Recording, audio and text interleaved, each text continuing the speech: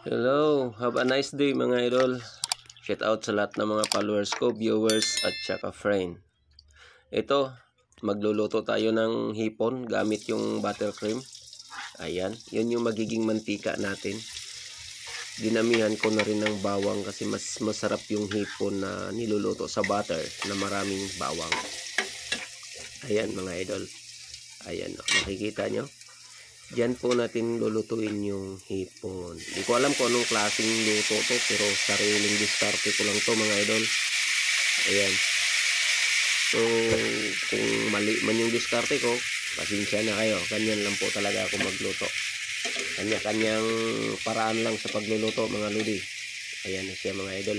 Hindi ko po lagyan ng tubig yan kasi nagtutubig po yung hipon.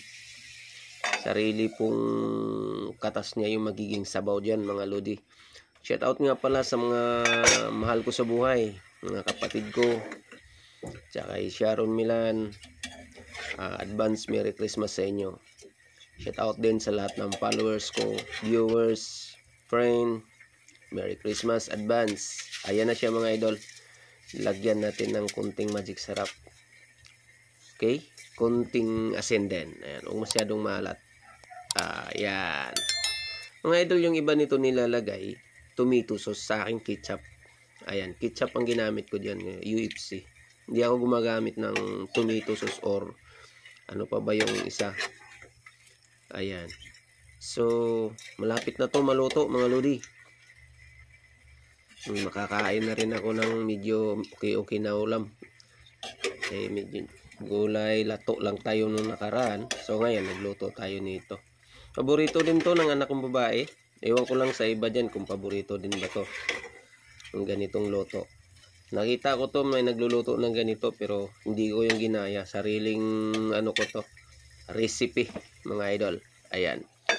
Takpan lang natin mga idol para mas dumami pa yung sabaw. Ayan. Malapit na yan idol. Mukhang luto na to. Nagugutom na ako. Sa mga nagtatanong nga pala mga idol, 400 ang kilo ng hipon.